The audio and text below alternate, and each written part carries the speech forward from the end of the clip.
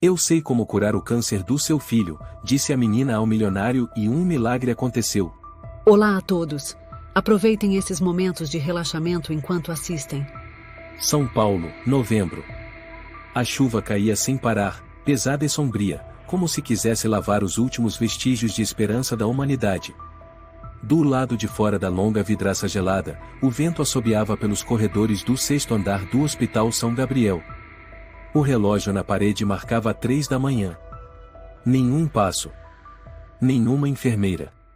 Apenas o cheiro de antisséptico, a luz amarelada e fraca, e a respiração entrecortada que ecoava da UTI pediátrica. No quarto 607, Henrique Almeida permanecia imóvel ao lado do leito. Usava um terno cinza claro, a gravata já frouxa, a camisa molhada pela chuva, os cabelos grudados na testa. Sua mão apertava a do filho, um menino de 9 anos, magro, com a cabeça raspada e a pele pálida como cera. Leandro. Leandro. Ele murmurava, os olhos avermelhados, a voz rouca. Me escuta, filho? O papai está aqui. Não vai a lugar nenhum. O menino não respondeu. Estava ali, os olhos semicerrados, o peito subindo e descendo levemente com a ajuda do respirador. Um tubo de soro perfurava o bracinho fino, e acima de sua cabeça, o monitor cardíaco piscava ritmadamente como se a vida dele dependesse apenas daquele ritmo eletrônico. A porta se abriu devagar. Uma mulher de meia-idade entrou, era a doutora Patrícia Moreira, chefe do setor de oncologia pediátrica. Ela retirou a máscara, ficou em silêncio por um momento e depois disse suavemente: Senhor Almeida, me desculpe por acordá-lo, mas acho que o senhor precisa saber disso. Henrique levantou os olhos, vazios. Pode falar. Patrícia olhou para Leandro, depois falou devagar. Tentamos todos os protocolos possíveis, INCHOP, EPOGR, até a terapia com células T. Mas o tumor não respondeu. O corpo dele está exausto. Continuar seria apenas prolongar o sofrimento. Henrique permaneceu em silêncio. Seus lábios tremiam. Depois de um tempo, ele perguntou: A senhora quer dizer que não há mais nada? Patrícia assentiu com a cabeça. Sinto muito, Henrique. Não temos mais o que fazer. A resposta cortou seu peito como uma lâmina gelada. Henrique se levantou, andou até a janela e olhou a chuva caindo sobre a cidade adormecida. Parte dele queria gritar, quebrar tudo, culpar o mundo inteiro, mas outra parte só sentia um vazio absoluto. Eu tenho tudo. Murmurou para si mesmo. Jato particular, mansão em Ilhabela, ações no banco. E agora não consigo salvar o menino que está bem na minha frente. Patrícia se aproximou, pousou a mão em seu ombro.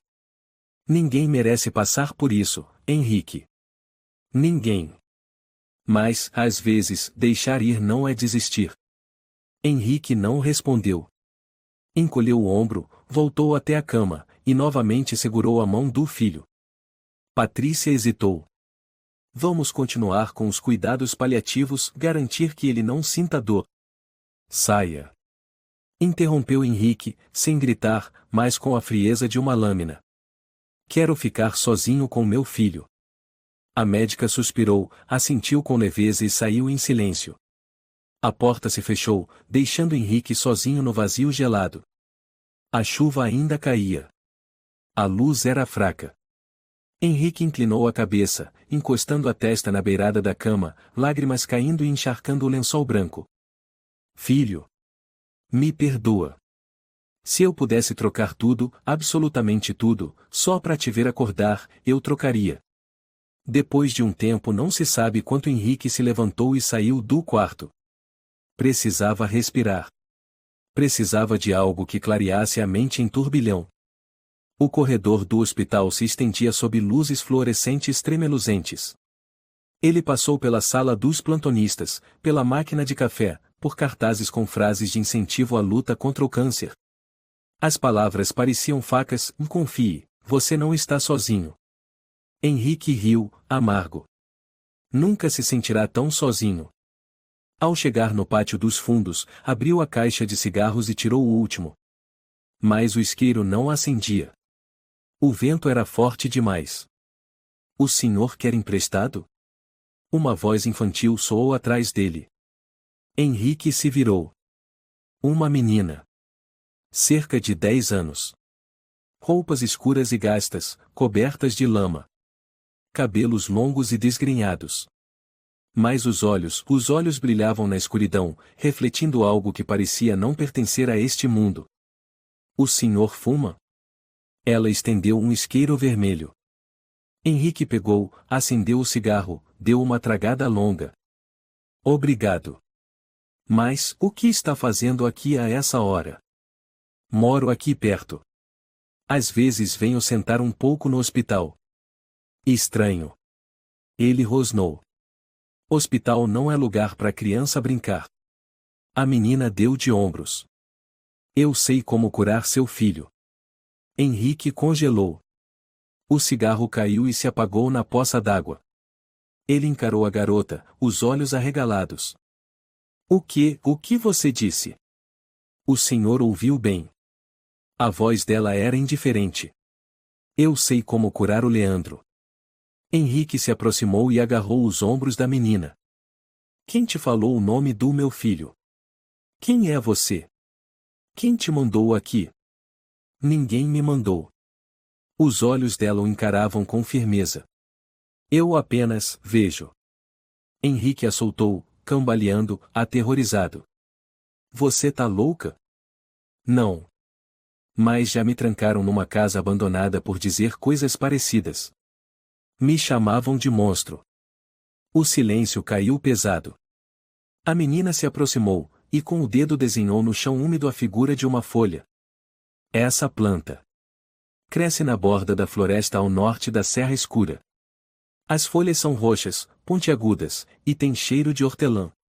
Se colher certo, e preparar direito, seu filho vai acordar. Mas se errar, o coração dele para em 1 hora. Henrique franziu a testa.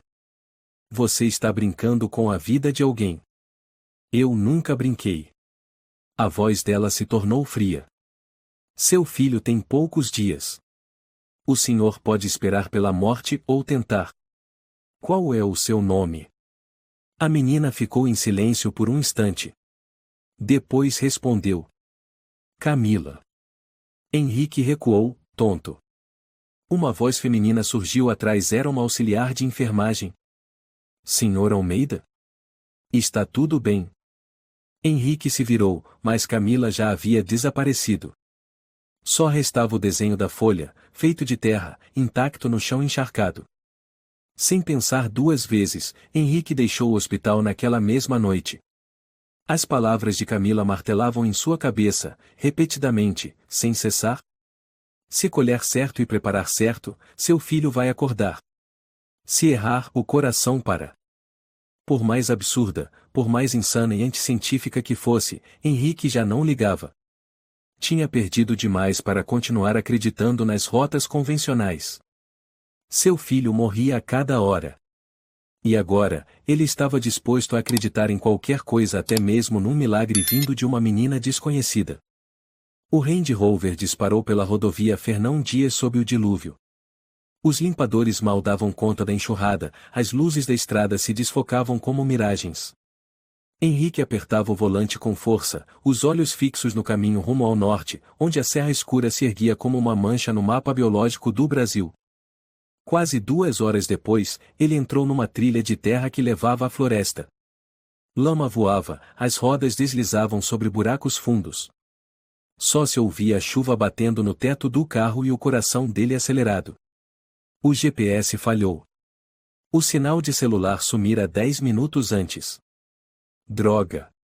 Murmurou, a garganta seca.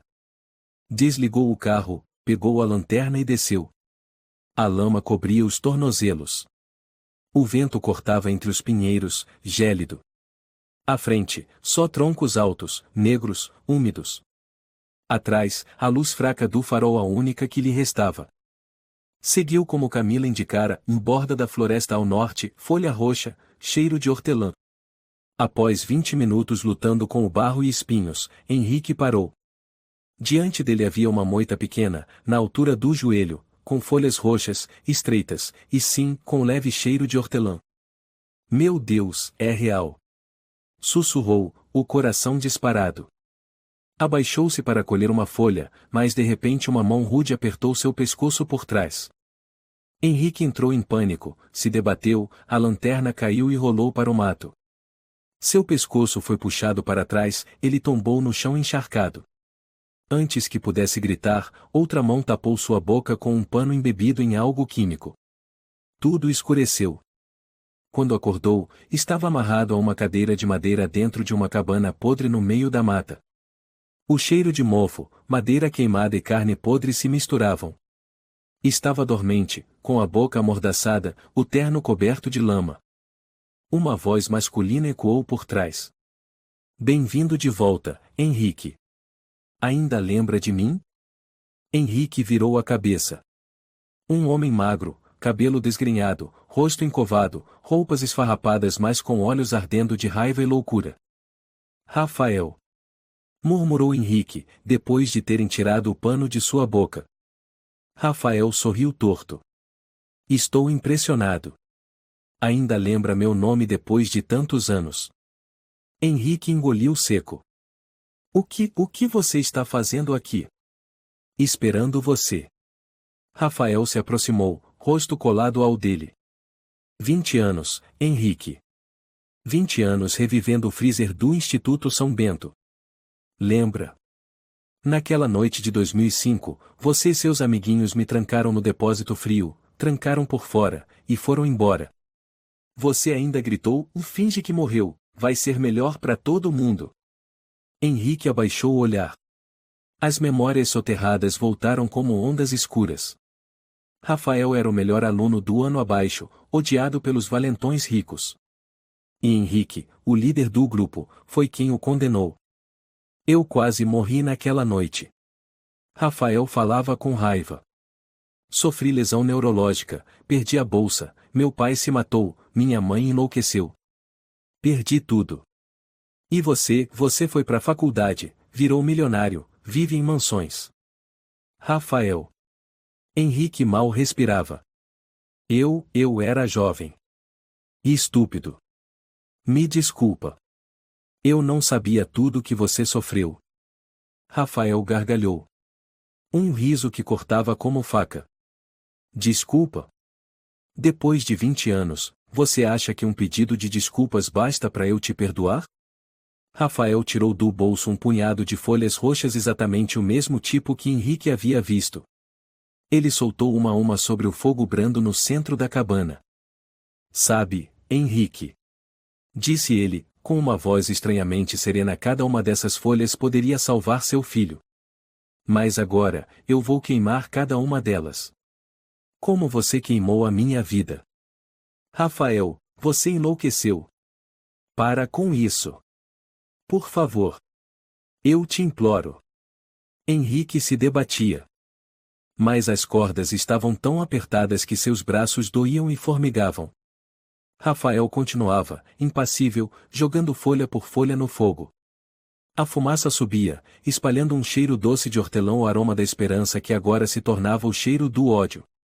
Sabe como eu aprendi a sobreviver? Rafael encarou Henrique. Vivi em hospícios, na floresta, roubando comida, usando ervas para curar feridas. Eu sei o valor de cada folha dessas. Já sonhei em salvar alguém. Mas agora, só quero que você se sinta tão impotente quanto eu me senti. Eu te imploro. Gritou Henrique. Leandro é só uma criança. Ele não tem nada a ver com isso. Deixa ele em paz. Ah, agora você entende o que é ou não ter nada a ver? Rafael se inclinou sobre o fogo. Você não teve pena de me trancar no freezer. Nem de me espancar porque eu tirava notas melhores. Nem quando riu vendo minhas lágrimas. Henrique chorava. As lágrimas se misturavam à chuva, à lama e às cinzas das folhas queimadas. Tudo o que ele conseguia ver era a imagem de Leandro, sozinho, frágil, esperando por um milagre que talvez jamais chegasse. Rafael, por favor, não faz isso, eu te imploro. Tarde demais, murmurou Rafael. Só restam 2 folhas. Ele ergueu a mão, pronto para lançá-las no fogo. Nesse momento, um som suave surgiu do lado de fora. Leve como o vento. Depois, uma voz feminina ecoou. Já chega, Rafael. Você já queimou demais. Rafael congelou. Henrique arregalou os olhos. Da névoa noturna, Camila surgiu. Ela saiu da névoa espessa, seu corpo miúdo aparentemente imune à chuva ou ao frio. Carregava nas mãos um pequeno saco de tecido marrom, amarrado com barbante. Seus olhos brilhavam na escuridão como pedras prateadas. Rafael ficou paralisado, ainda segurando as duas últimas folhas roxas. Não pode ser. Ele sussurrou. Você. Sou eu, respondeu Camila, sem nenhuma emoção na voz. Você me reconheceu mais rápido do que eu esperava. Rafael recuou um passo. Sua expressão passou da raiva para a confusão. Você não podia estar viva. E no entanto, estou aqui, interrompeu Camila. Diferente do corpo que você pensou ter enterrado na floresta. Henrique olhava de um para outro, confuso. O que está acontecendo aqui? Camila não respondeu. Manteve os olhos fixos em Rafael, como lâminas afiadas. Ainda tenho a cicatriz na nuca, disse ela, com voz grave. Você se lembra? Você me amarrou na porta de ferro daquela casa abandonada com um fio elétrico. E ligou a corrente. 30 segundos. Cala a boca. Sibilou Rafael, as mãos tremendo. Não foi porque eu te traí. Mas porque eu vi o passado que você queria esquecer. Ela deu mais um passo, sem desviar o olhar. Você me chamou de monstro. Disse que eu não merecia viver. Rafael explodiu. Eu te salvei deles. Te dei comida, abrigo. E depois me transformou em cobaia. Camila abriu o saquinho de pano e tirou um maço de folhas roxas, cuidadosamente enroladas. Eu sobrevivi porque um eremita me encontrou na floresta. Ele me ensinou sobre ervas, sobre cura e sobre perdão. Henrique engoliu em seco. Você conhece ele? Quem é você? Camila lançou-lhe um breve olhar. Sou alguém que foi ignorada por vocês dois. Mas eu já perdoei tudo. Rafael deu uma gargalhada histérica, distorcida. Perdoar? Veio aqui pregar moral? Depois de tudo? Não. Camila se aproximou da fogueira. Vim aqui para impedir que você mate mais uma criança inocente. Rafael olhou para Henrique, depois para as folhas nas mãos de Camila. Acha mesmo que pode levar isso e salvar o filho dele? Depois do que ele fez comigo? Com você. Camila se agachou, abriu o saco, e ergueu um punhado de folhas na frente de Rafael. Você ainda lembra desse cheiro? Um dia, você usou a dose errada e o coração do meu cachorrinho parou. Eu chorei 3 dias. Cale a boca! Gritou Rafael, arrancando o maço das mãos dela. Camila não resistiu. Apenas ficou parada, olhando-o fixamente. Queime, se quiser, disse ela, com a voz leve como o vento. Mas quando o fogo apagar, tudo o que vai restar será sua escuridão. Henrique arfava, a voz rouca. Camila, por favor, eu te imploro. Salve meu filho. Faço qualquer coisa. Ela se virou para ele. Qualquer coisa. Sim. Ele assentia com força. Eu dou tudo. Minha fortuna, meu nome, até minha vida, se for preciso. Rafael baixou lentamente a cabeça. Suas mãos soltaram as 2 últimas folhas, que caíram numa poça d'água ao lado da fogueira. Eu tô cansado. Murmurou. Vivi 20 anos esperando por esse momento, mas agora que chegou, não sinto nada. Nenhuma paz. Camila sussurrou. Porque o ódio não cura nada. Ele só apodrece quem o carrega. De repente, Rafael caiu de joelhos, segurando a cabeça. Eu nem sei mais quem eu sou. Um dia eu quis ser médico. Queria ajudar as pessoas. Você ainda pode, disse Camila, com suavidade, se escolher o caminho certo. Um soluço escapou da garganta de Rafael. Ele se encolheu num canto da cabana, chorando como uma criança.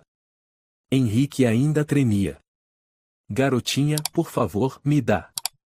Camila assentiu.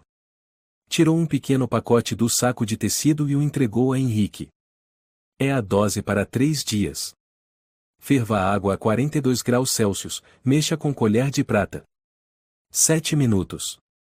Depois, use um difusor para espalhar no quarto. Não erre nada. Henrique pegou, as mãos tremendo. Eu não sei como agradecer. Não diga nada, respondeu Camila, com os olhos mais suaves. Só faça certo. E lembre-se por que está fazendo isso. Lá fora, a chuva começava a cessar. Camila se virou e sumiu na escuridão. Sem despedida. Sem olhar para trás. Henrique a acompanhou com o olhar, até vê-la desaparecer entre os pinheiros. Quem é você, de verdade? Murmurou. Rafael não disse mais nada. Sentado, olhava fixamente para as cinzas da fogueira. Suas mãos, que um dia pertenceram a um estudante de medicina promissor, agora não passavam de vestígios de anos apodrecidos pelo ódio. Henrique saiu da cabana, apertando contra o peito o pacote de ervas como se segurasse a própria vida do filho.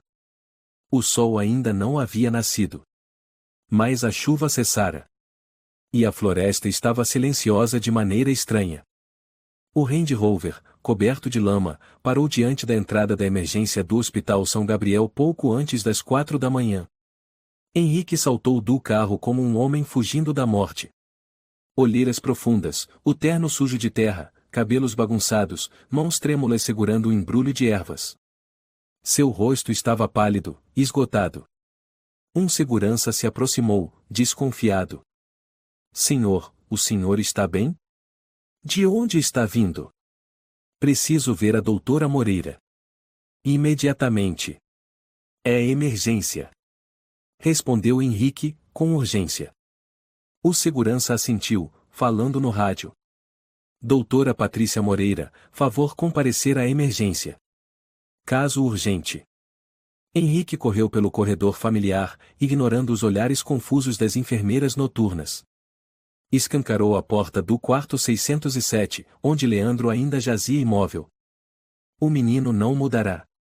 Ainda pálido, a respiração fraca, cercado por máquinas. O monitor cardíaco piscava, mais lento do que no dia anterior. Cada obipo era como uma faca cravando o peito de Henrique. Ele se sentou ao lado da cama, segurando a mão do filho. Leandro, o papai voltou. Você está me ouvindo?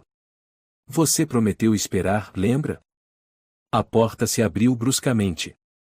A doutora Patrícia Moreira entrou às pressas, de jaleco branco, cabelos presos às pressas, olhar perplexo. Henrique? Meu Deus, onde o senhor esteve a noite toda? Procuramos por toda parte.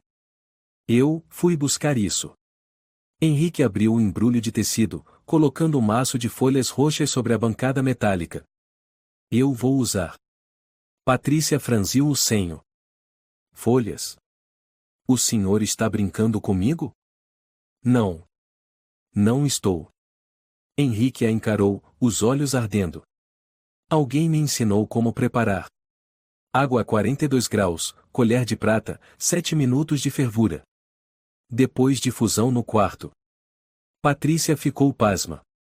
Depois soltou uma risada seca. O senhor está tão desesperado a ponto de acreditar em bruxaria? Isso não é bruxaria. Gritou Henrique, pela primeira vez no hospital. Eu sei que parece loucura. Mas se a senhora tivesse visto seu filho assim, noite após noite, faria qualquer coisa, como eu. Patrícia silenciou por um instante. Depois, mais suavemente. Henrique, eu entendo sua dor. Mas somos médicos. Acreditamos na ciência, não em folhas da floresta. E o que a ciência me disse, Patrícia? Sussurrou ele, com raiva contida. Que meu filho não tem mais chance. Que eu devia me preparar para o fim. Então, o que mais tenho a perder? Patrícia o observou em silêncio. Na sua frente já não estava o empresário poderoso, dono de carros de luxo e ações bancárias. Era apenas um pai despedaçado. Ela suspirou. O senhor tem termômetro e colher de prata? Henrique abriu sua bolsa. Tenho. E sabe usar o difusor no quarto? Já chamei o Tiago, do suporte técnico. Ele está vindo. Nesse instante, um jovem entrou com crachá escrito Tiago Torres, técnico em sistemas. Trazia nas mãos um difusor grande. Doutora Moreira, cheguei. O senhor Almeida pediu que ajustássemos a dispersão para uma área de 15 metros quadrados. Patrícia assentiu. Prepare tudo. Mas eu vou acompanhar o procedimento inteiro. Se houver qualquer sinal de risco, interrompemos imediatamente. Combinado, disse Henrique. Juntos, ferveram a água exatamente a 42 graus Celsius, conferindo com um termômetro digital. Henrique mexeu com a colher de prata, murmurando as instruções de Camila como um mantra. 7 minutos. Nem mais. Nem menos. Quando a mistura ganhou uma consistência leitosa e suave, Henrique a despejou no difusor. Tiago ajustou o tempo e a pressão. Um vapor leve, com um cheiro suave de hortelã, começou a se espalhar pelo quarto tão leve quanto o sopro de um anjo. Henrique sentou-se, segurando novamente a mão de Leandro. Você vai ficar bem, e você tem que ficar bem. Patrícia permaneceu de braços cruzados, os olhos fixos no monitor cardíaco. Tiago sussurrou. Esse cheiro, e é agradável mesmo. Não é como os óleos essenciais de sempre. Silêncio cortou Patrícia. Observe. No primeiro minuto, nada. No segundo minuto, Leandro ainda imóvel. No terceiro minuto, o ritmo cardíaco pareceu desacelerar. Bip, e bip, e bip. O monitor começou a emitir um som estranho. Patrícia franziu a testa. Os batimentos estão instáveis. No quarto minuto, Leandro mexeu o dedo indicador da mão direita. Henrique prendeu a respiração. Patrícia correu para verificar os reflexos pupilares. Não, e ainda inconsciente. No quinto minuto, Leandro teve uma convulsão violenta. Arritmia cardíaca. Gritou Patrícia. Desliguem o difusor. Tiago, corte a máquina. O alarme disparou, agudo e cortante. O monitor cardíaco piscava em vermelho. Enfermeiros invadiram o quarto como uma onda. Preparem adrenalina. Ordenou Patrícia. Henrique, saia. Agora. Não. Henrique se debatia. Eu não vou. Preciso estar com meu filho. Por favor, Henrique. Patrícia o encarou com firmeza. Eu não quero chamar os seguranças. Mas se o senhor atrapalhar o atendimento, não me deixará escolha. Henrique recuou, as lágrimas escorrendo. Soltou a mão de Leandro e foi empurrado para o corredor.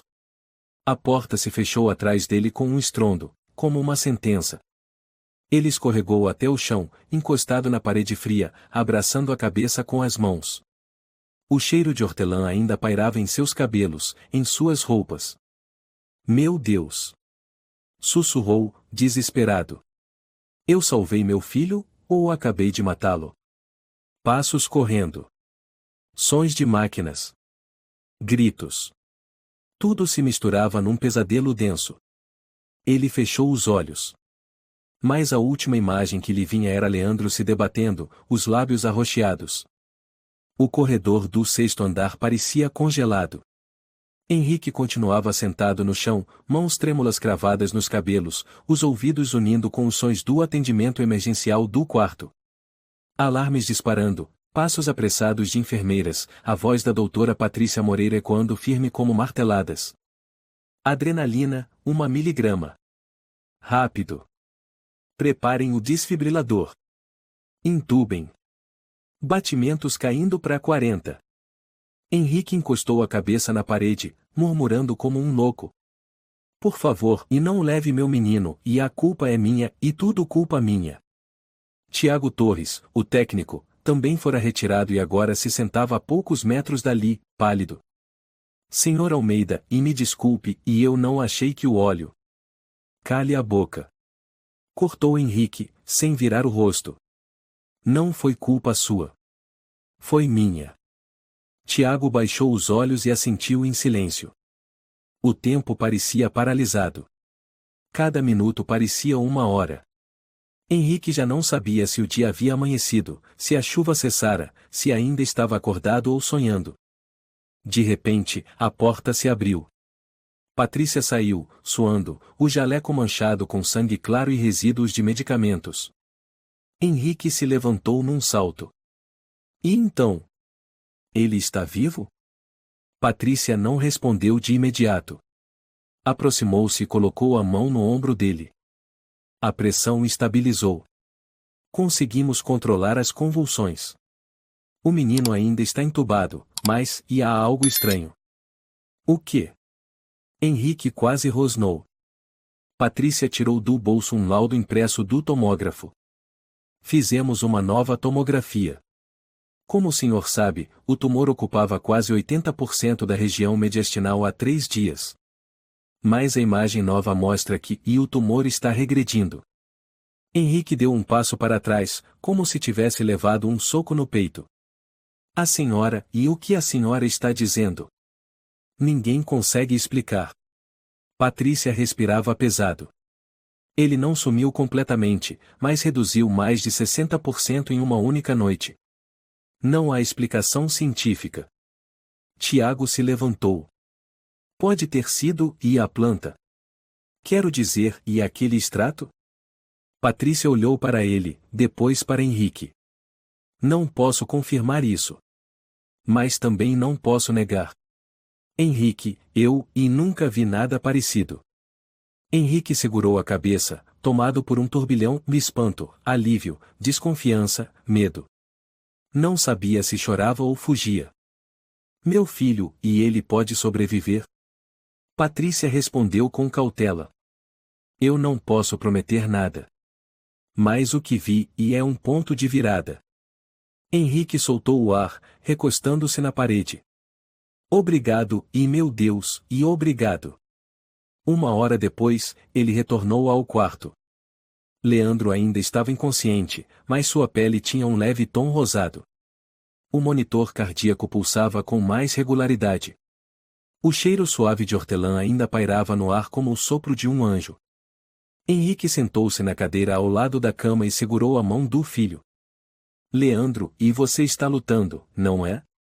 Eu tô aqui, não vou sair do seu lado. Sua voz ecoou no quarto vazio.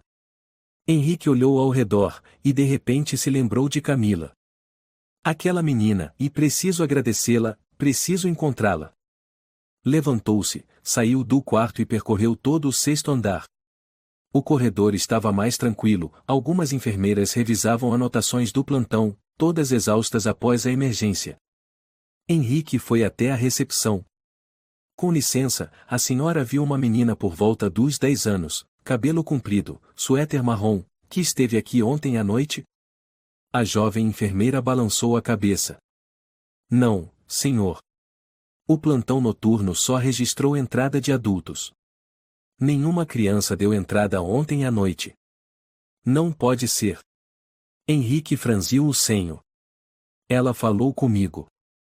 Ela me deu as folhas. Talvez tenha confundido com alguém. Henrique girou nos calcanhares e desceu até o térreo. Perguntou a cada segurança, cada auxiliar, cada enfermeira. Alguém viu uma menina de uns 10 anos por aqui?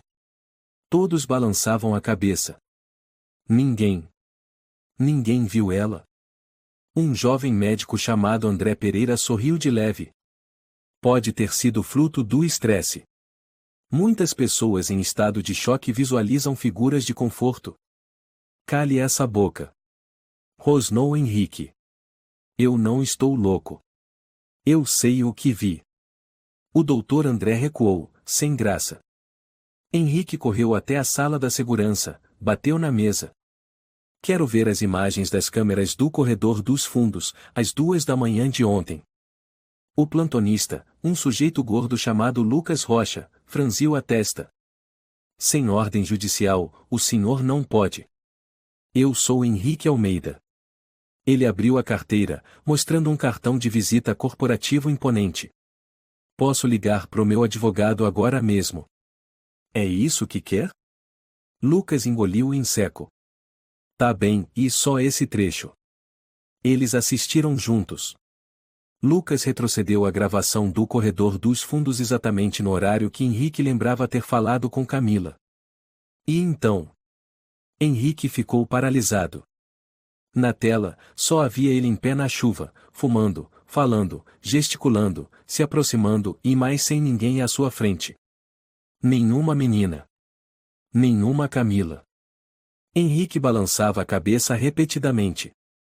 Não. Não pode ser. Ela estava aqui. Ela me deu o isqueiro. Ela desenhou a folha. Lucas permaneceu em silêncio. Na gravação, apenas um homem de meia idade conversando com o vazio. Henrique se endireitou, os olhos vermelhos. Droga, e que diabos é isso? Lucas tentou perguntar. O senhor tem certeza de que não estava em algum estado alterado, insônia talvez? Não diga mais nada. Cortou Henrique, saindo cambaleando da sala. Naquela noite, Henrique não dormiu. Sentou-se ao lado de Leandro, os olhos fixos na parede, ouvindo ainda, em algum canto da mente, a voz. Eu sei como curar o seu filho. Quem era aquela menina? Real? Alucinação? Fantasma? Anjo? Uma parte de Henrique queria fugir de tudo, com medo do que não podia explicar. Mas outra parte, mais profunda, sussurrava em seu coração. Meu filho está vivo. É isso que importa. Na manhã seguinte, quando Patrícia veio fazer a segunda ronda, Henrique fez apenas uma pergunta. Patrícia, se amanhã meu filho acordar e no que você vai acreditar? Ela parou, encarou-o. Não sei mais. Mas com certeza, e não vou mais acreditar que tudo pode ser explicado pela ciência. Chovia novamente em São Paulo. Era a terceira chuva desde que Henrique voltara da floresta. Mas desta vez, ela não caía mais sobre sua cabeça e sim dentro de sua mente. Henrique estava sentado à janela do quarto 607, olhando, com o olhar perdido, cada gota d'água que escorria pelo vidro, formando trilhas longas. Lá dentro, Leandro ainda dormia. Mesmo com os sinais vitais animadores, mesmo com o tumor regredindo, o menino seguia naquele sono profundo. Por que você ainda não abriu os olhos? Murmurou Henrique. Você prometeu. Leandro. Patrícia entrou, falando baixo. O senhor precisa descansar um pouco, Henrique. Já faz 3 dias que não dorme nem uma hora. Eu não posso. Se eu dormir, posso perder o momento em que ele acordar. Ele precisa de um pai forte, não exausto. Ela pousou a mão no ombro dele. Podemos cuidar dele. O senhor só precisa. Já não basta eu quase tê-lo matado? Quer que eu o abandone de novo? Henrique se levantou, a voz afiada. A senhora não entende. Ninguém entende. Patrícia suspirou e se afastou. Vou pedir para a enfermeira trazer uma sopa quente. O mínimo é se alimentar. Ela saiu do quarto, deixando Henrique sozinho. 1 hora depois, Henrique estava parado diante do portão do hospital, mesmo sob a chuva pesada que ainda caía. Vestia um sobretudo, a gola erguida, e um boné puxado para a frente, escondendo parcialmente o rosto. Foi até a farmácia mais próxima, a farmácia Santa Luzia, e bateu com o pacote de folhas roxas que Camila lhe dera sobre o balcão. Uma farmacêutica idosa o olhou, surpresa. Senhor, o que é isso? Folhas. Quero saber de que espécie são. Se são venenosas. Se constam em alguma literatura médica. A farmacêutica abriu o pacote e franziu o nariz. Cheiro de hortelã, mas o formato não bate com menta nem sálvia. Onde o senhor conseguiu isso? Na floresta da Serra Escura. O rosto da farmacêutica empalideceu. Aquela floresta, o senhor foi sozinho? À noite. Sim. Por quê? Ninguém mais vai lá. Desde o caso das 3 crianças desaparecidas em 2009. A polícia nunca encontrou os corpos. Henrique ficou paralisado. Uma menina, chamada Camila, ela apareceu por aqui nos últimos dias? A senhora balançou a cabeça. Ninguém com esse nome. Mas, o senhor disse Camila? Uns 10 anos. Cabelos compridos? Isso mesmo. A mulher estremeceu levemente. 10 anos atrás houve uma menina assim que desapareceu naquela floresta. Dizem que foi sequestrada. Henrique congelou. Qual era o nome completo dela? A farmacêutica hesitou. Camila Ramos. Lembro porque a mãe dela vinha aqui, chorava por semanas. Henrique quase deixou o pacote cair no chão. Não, não pode ser. Eu falei com essa menina. A farmacêutica perguntou com calma. O senhor a viu claramente? Henrique não respondeu. Apenas se virou e saiu correndo debaixo da chuva. De volta ao hospital, foi direto para a sala de segurança e exigiu rever as gravações das câmeras no corredor, no saguão e no elevador. Lucas, o segurança do turno, obedeceu com relutância. Eu sei que vi ela. Henrique exclamava. Ela me deu um isqueiro. Ela desenhou uma folha no chão. Lucas balançou a cabeça. Senhor, já checamos todas as imagens da meia-noite até as 4 da manhã. Não há nenhuma menina registrada no sistema. Eu não imaginei isso. Henrique bateu a mão na mesa. Eu não estou louco. Lucas recuou, evitando o olhar inflamado de Henrique. Henrique saiu cambaleando em direção à escada. Quando alcançou o 3º degrau, uma voz familiar soou atrás dele. Ninguém me vê, porque eu não estou aqui. Ele se virou bruscamente. Não havia ninguém. Camila. Ele gritou. Onde você está? Silêncio. Henrique correu até o pátio dos fundos, onde a tinha visto pela primeira vez. A chuva continuava intensa, escorrendo pelas calhas e gotejando sobre o piso de pedra. Camila. Ele chamou, sem esperança. Quem é você?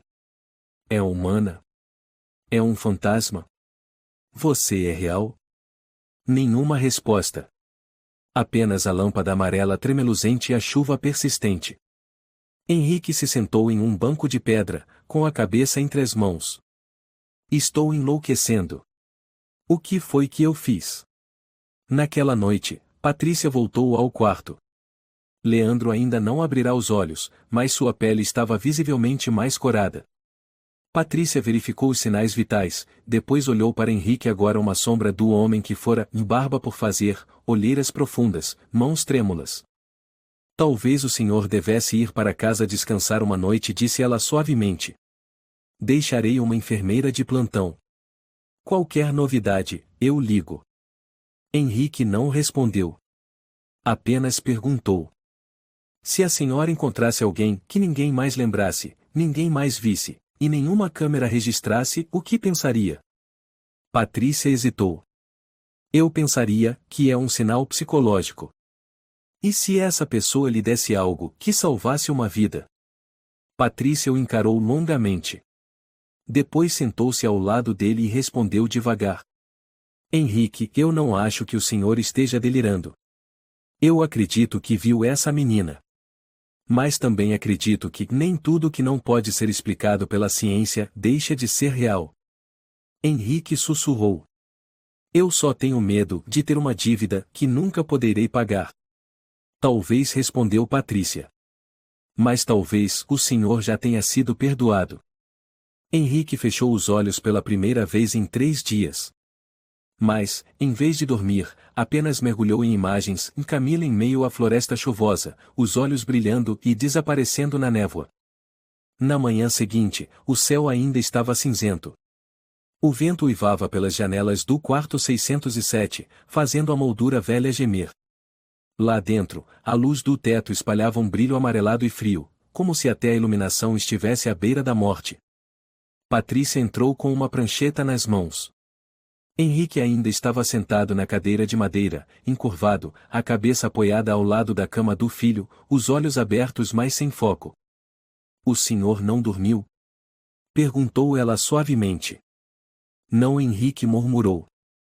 "Tenho medo que, se eu dormir, meu filho se vá, e eu não possa vê-lo uma última vez." Patrícia sentou-se à beirada da cama, colocou a prancheta na mesinha ao lado. "Tenho novidades." Henrique levantou o rosto, os olhos vermelhos. "Que tipo de novidade?"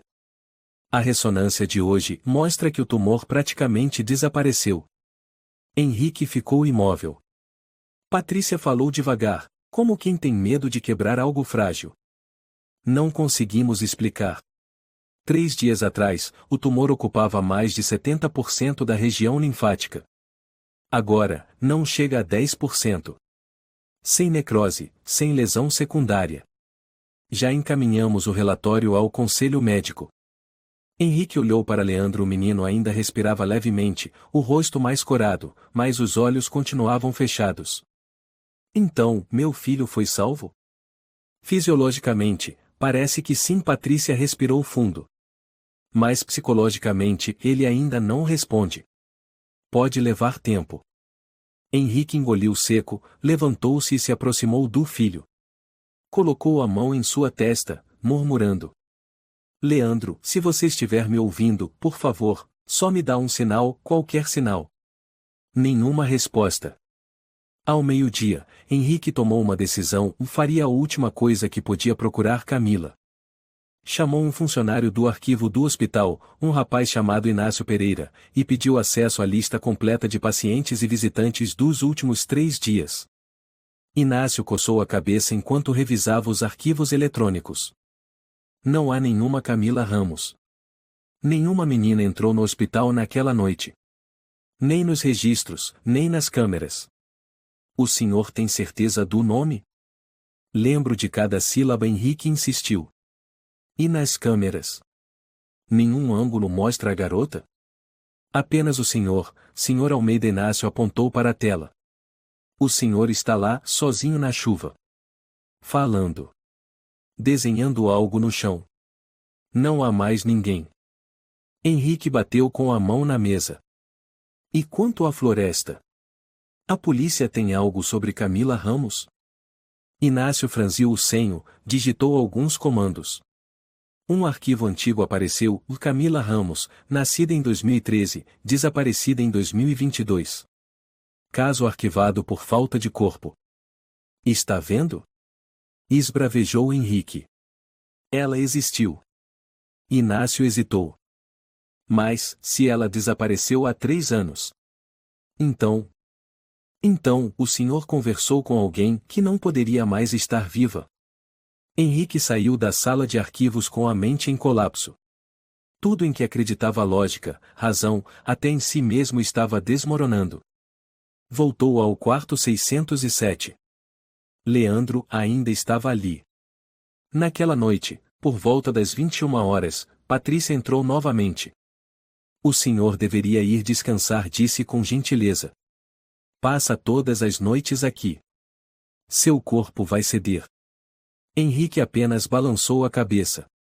Quando ela se virou para sair, ele perguntou: "A senhora já acreditou que alguém é enviado para salvar outra pessoa e depois desaparece?"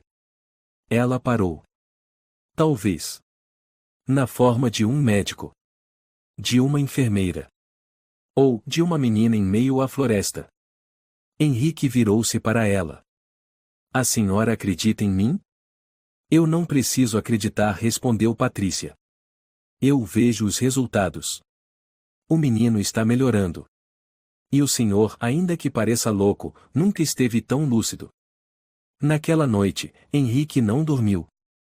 Ficou em pé, olhando o filho, e depois as gotas de chuva escorrendo pela janela. Na manhã seguinte, Leandro acordou. Abriu os olhos, virou-se para o pai e, com a mão trêmula, segurou a dele. Henrique cochilava na cadeira. O calor súbito em sua mão o despertou. Leandro? Ele se inclinou para perto do rosto do menino. O garoto olhou, os olhos ainda turvos de quem desperta de um coma. Mas havia vida ali. Não era mais o olhar perdido dos últimos 3 dias. Pai! Sussurrou Leandro. Eu vi uma menina me guiando por uma floresta de luz. Ela disse que eu podia voltar. Henrique ficou em choque. Seu coração parecia ser apertado. O que disse? Camila. Leandro assentiu, os lábios rachados murmurando. Ela sorriu para mim. Disse que eu não precisava ter medo, só precisava acreditar. Henrique abaixou-se e o abraçou forte. Eu acredito em tudo. Obrigado, meu Deus, por me devolver meu filho. O choro de Henrique explodiu, abafado, enquanto o som do monitor cardíaco pulsava firme um novo batimento de vida. Naquele instante, ele não era mais um milionário, nem um homem quebrado, era apenas um pai, recebendo uma segunda chance. Patrícia entrou minutos depois, após ser informada da notícia. Leandro acordou. Quase gritou. Henrique assentiu, os olhos ainda marejados. Doutora, meu filho acordou de verdade. Patrícia correu para verificar pupilas, reflexos, pressão. Ficou muda. Não é possível, reflexos perfeitos, pele quente, olhos focados. Meu Deus! Leandro a encarou. A senhora é médica? Sim, meu amor, sorriu Patrícia, emocionada. Eu sou a doutora Patrícia. Como você está se sentindo? Leandro sorriu de leve. Com fome. O quarto explodiu em risadas. Patrícia assentiu. Ótimo. Muito bom. Henrique, vamos tirar ele daqui. Henrique apertou a mão de Patrícia.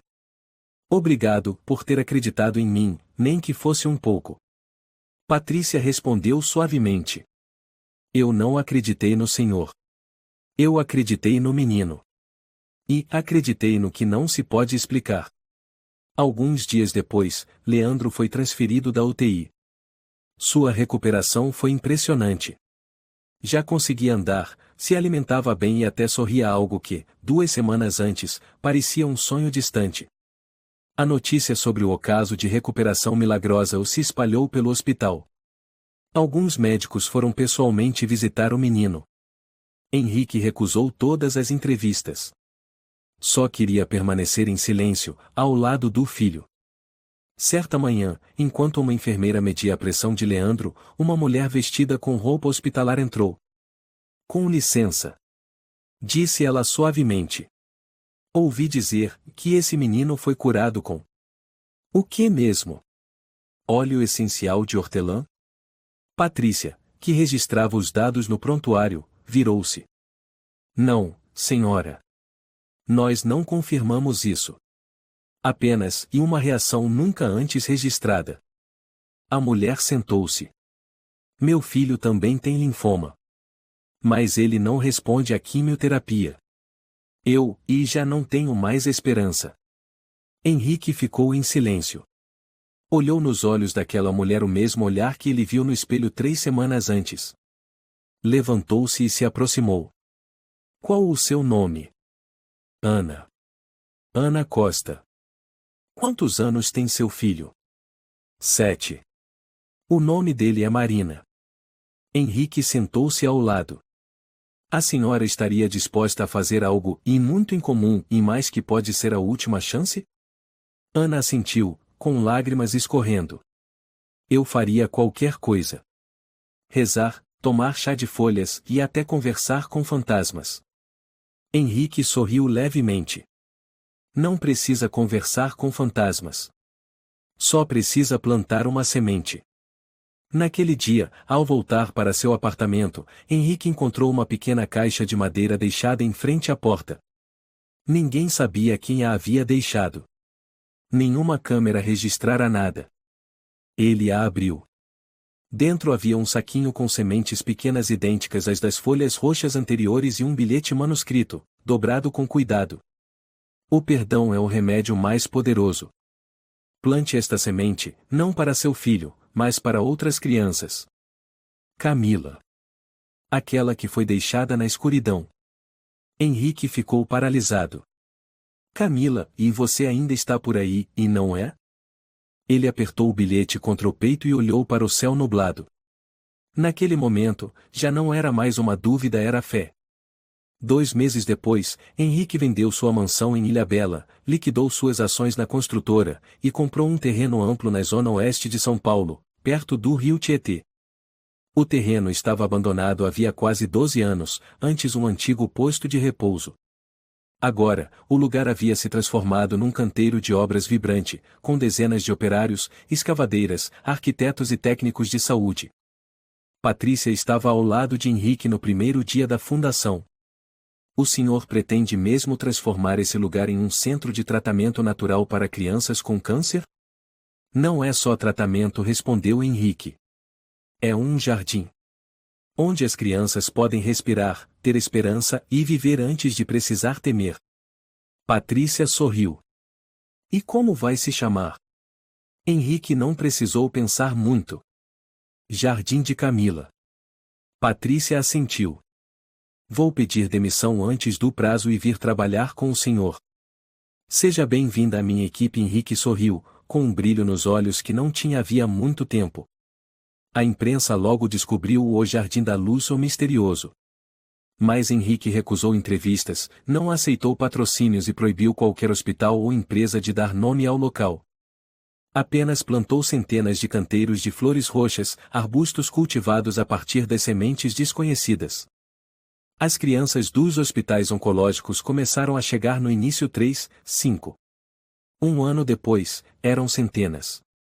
Elas aprendiam a preparar chá das folhas, meditavam sob o sol da manhã e contavam histórias à sombra das árvores. Uma delas disse certa vez: Eu não sei se vou sarar. Mas aqui e eu não tenho mais medo. Para Henrique, isso já era uma vitória. Numa tarde, com o sol começando a se pôr, Leandro, agora com 10 anos e meio, correu entre os arbustos roxos e gritou: Pai! Chegou mais uma carta. Depois usou o difusor de óleo essencial para perfumar o ambiente. Você cumpriu sua palavra. Agora você entende, não é? Às vezes, para voltar a viver, é preciso morrer uma vez. Camila. Henrique ergueu os olhos em direção à floresta distante, onde as flores roxas balançavam como ondas. Ele sussurrou: Obrigado, Camila, e por trazer meu filho de volta. 2 anos após a inauguração do Jardim de Camila, o lugar tornou-se destino de famílias que achavam ter perdido tudo. As flores roxas preenchiam todo o terreno, e a cada primavera, crianças carecas corriam entre os canteiros, rindo como se o vale inteiro respirasse com elas. Henrique continuava ali todos os dias, regando as plantas, conversando com os pequenos, ouvindo histórias que ninguém queria escutar nos hospitais. Mas numa manhã de junho, aquela paz foi interrompida. Patrícia entrou às pressas na sala de Henrique. O senhor viu o noticiário da manhã? Henrique levantou os olhos de seu caderno de anotações. Ainda não. O que houve? Rafael. Ele apareceu em um canal local. Contou tudo sobre o tempo no internato. Inclusive que o senhor o trancou no freezer. Henrique ficou em silêncio. Patrícia continuou. Ele disse que o senhor foi o culpado. Que o senhor destruiu o futuro dele. E... Ela hesitou e insinuou que o Jardim de Camila é uma forma de o encobrir crimes antigos com perdão falso. Henrique suspirou. Eu sempre soube que esse dia chegaria. Patrícia sugeriu. Podemos fazer uma coletiva e negar. Ou contratar um advogado. Não interrompeu Henrique. Eu vou enfrentar. Sem mais fugas. Naquele mesmo dia, ele convocou uma coletiva no jardim. Imprensa e público compareceram, parte por curiosidade, parte indignados com o que Rafael havia dito. Henrique subiu em uma pequena plataforma, diante de centenas de olhos atentos. Boa tarde. Meu nome é Henrique Almeida. E sim, fui eu quem causou dor a Rafael há 20 anos. Um burburinho se espalhou pela plateia. Aos 17, eu era cruel, arrogante. Desprezava os outros porque eu tinha dinheiro. Eu e meus amigos trancamos um colega em um freezer como uma brincadeira e nunca pensamos nas consequências. Ele encarou o público. A voz firme. Rafael merece crítica? Talvez. Mas antes de criticá-lo, e critiquem a mim. Fui eu quem começou tudo. Um jornalista gritou. O senhor pretende renunciar à direção do Centro Camila? Não respondeu Henrique com firmeza. Eu não construí esse centro para pagar meu passado. Eu o construí porque não quero que nenhuma criança se sinta tão sem esperança quanto meu filho se sentiu. Não escondo meu passado. Mas escolhi viver de outra forma. Uma mãe se levantou na plateia, era Ana Costa, mãe de Marina. Achei que tinha perdido minha filha. Mas Henrique e esse jardim a salvaram. Não importa o que ele fez antes. Hoje, ele é a razão de algo bom. Outra pessoa falou. Com meu filho foi igual. Aqui, ele dormiu em paz pela primeira vez em 6 meses. Aplausos surgiram não altos, mas genuínos. Patrícia aproximou-se, colocando a mão no ombro de Henrique. Estamos com o senhor. No dia seguinte, Rafael apareceu de novo na televisão, mas desta vez, em outra postura. Não ria mais como antes. Estava sentado sob a luz do estúdio, em silêncio. O apresentador perguntou. O senhor se arrepende de ter contado o passado ao vivo? Rafael olhou para a câmera. Em parte, sim. Henrique foi uma das razões para o que me tornei. Mas, e eu também sou responsável por não ter voltado a ser quem eu era. O senhor queimou as folhas roxas, certo? Rafael assentiu. Eu queria que ele sofresse como eu sofri. Mas agora entendo, e dor não liberta ninguém. Alguma mensagem para Henrique Almeida? Rafael olhou direto. Obrigado por não fugir. E desculpe por ter tentado usar seu filho como refém.